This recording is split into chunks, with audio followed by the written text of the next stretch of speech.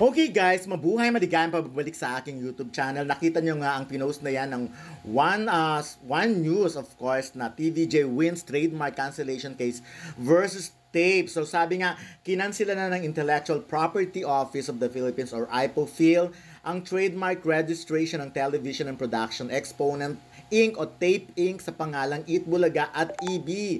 Ayon sa IPOPHIL, hindi na patunayan ng tape kung paano na nabuo ang Eat Bulaga mark. Samantala naman nakapaglabas ng testimonya at explanation ng mga petitioner na sina Tito Soto, Vic Soto at Joey De Leon kung paano nila nabuo ang Eat Bulaga. Kaya sa kanila pumabor ang desisyon. Ito yung ilan sa mga linya. The petitioners proved that it is the originator and owner of the contested Eat Bulaga mark. Petitioner's explanation or story on how initially the idea of the Eat Bulaga mark came about did seem believable and credible. Yun nga ang naging desisyon ng IPOPHIL. So, syempre, tuwang-tuwa ang mga fans, tuwang-tuwa ang followers nila Tito Vic and Joey or ng EAT ng TV5 ngayon. Kasi nga, yun ang title nila, di ba? Dahil yung Eat Bulaga nga ginagamit pa sa GMA. So, kaya ang reaksyon ng mga fans, sabi na tuloy-tuloy ang 1,100 tuwa sa buong bansa. Congratulations, TVJ. Saludo at matinding palakpakan para sa inyo.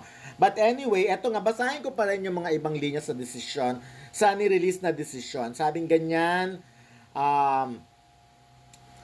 registrant for their part did not refute nor contradict this statement on how petitioner coined the term Eat Bulaga as title for a noontime show in 1979. In fact, respondent registrant even corroborated petitioner's explanation by averring after their engagement was, we thought of the name for the noontime show. I submitted several names to Romy, including Eat Bulaga, which was suggested by Joey. Ayun, suggested by Joey.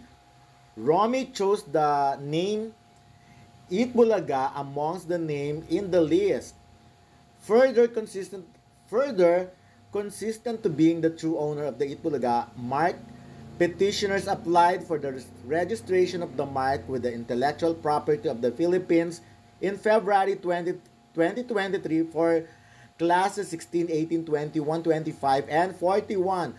The old trademark law provided that the owner of a trademark, trade name, or service mark used to distinguish his goods, business, or services from the goods, business, or services of others shall have the right to register the name.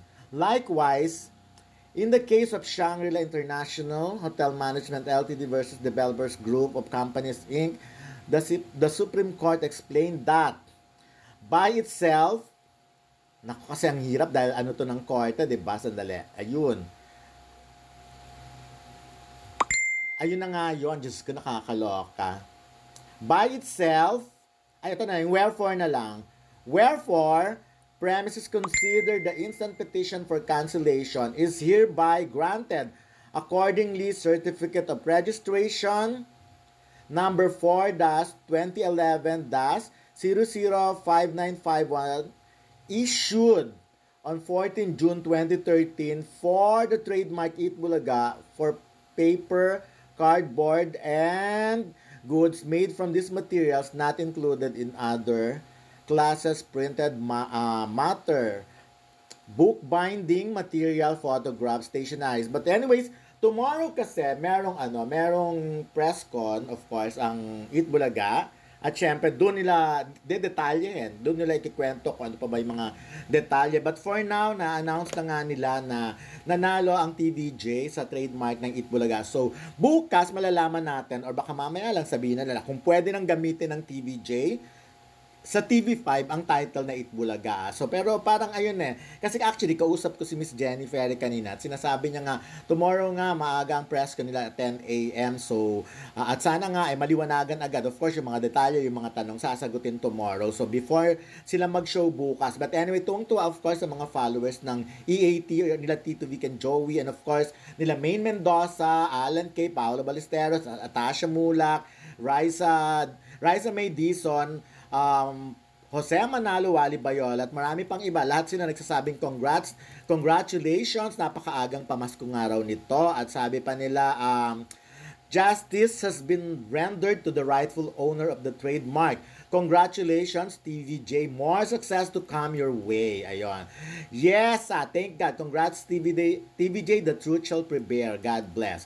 Ayun, napakagandang pamasko for all the legit Dabarkads. So, sabi nito na, congratulations, TVJ. Magandang balita at magandang pamasko para sa lahat ng Dabarkad. God bless. So, tomorrow, makikita natin ang malalaman agad natin ang reaction nila first hand dahil medyo maaga nga ang kanilang pagharap bago mag-show tomorrow. So, eto, I'm sure nakangiti lahat ng mga tao bukas sa EAT or sa TVJ, sa show ng TVJ sa TV5. So, eto naman, kasi naman, klarong-klaro naman talaga, alam naman, even before pa, na ang talagang pumili ng pangalan na yan ay lagi naman si Joey De Leon talaga, kahit si Tito Soto at Vic Soto, sinasabi naman yun sa mga interview. Kaya lang nga, nagkagulo na lang. So, syempre, iba kasi yung parang mga legal matters pag pinag-usapan mo kung kanino ba nakarehistro yun, kung sa tape ba, yung mga ganon. So, abangan na lang natin tomorrow ang mas matitindi pang detalye. Syempre, sila lang ang pwedeng magkwento. Mas maganda kung sa straight from the horse's mouth. But for now, yan ang kanilang balita at kino-congratulate sila. Congrats TVJ and to all the legit Dabarkads. At marami ang so, exciting kasi ngayon talaga nahihirapan tayo, di ba? Like ako, sanay ako na pag TVJ, sila Alan kay Eat Bulaga talaga ang term ko. Yung talagang ngayon, pag sinusulat ko, nalilito tuloy ako kung paano or kahit ikikwento ko, nakakalito rin. Ako confused talaga ako kasi ano naman talaga, markado talaga ang Eat Bulaga sa Tito Vic and Joey. Kasi again, ang ikikwento ko lang, ang tagal ko kasing naging part ng Eat Bulaga dahil sa Aminin, di ba? Nag-ano ako doon, head writer, reporter, at matagal kong nakasama silang lahat ng mga out of the country shows nila. So, nakakasama ako, nakakapag-cover ako. So nakakalungkot nga na parang itong mga nagdaang buwan ay hindi nila magamit yung Eat Bulaga, di ba? Kaya nagsettle sila sa EAT at kahit sa mga social media nila like Instagram account nila talagang TVJ official, yung ganun. Samantalang nakita naman natin kung gaano karami ang followers ng ang Eat Bulaga kasi, Instagram ng Eat Bulaga, yung dati pang Eat Bulaga na hindi na nagpa-function ngayon pag tinitignan mo kasi konti na lang talaga. Kasi nga, pati yun syempre pinagtatalunan din. Yung Eat Bulaga 1979, ang followers niya ay 2.5 million. Ang last post niya ay May 31, ayan. So that was the time na nagpaalam ang TVJ. So yun. So napakatagal na, 'di ba? At ang naman nila ang TVJ official ay 109,000 at yun updated yon. So marami silang pinopost at kahit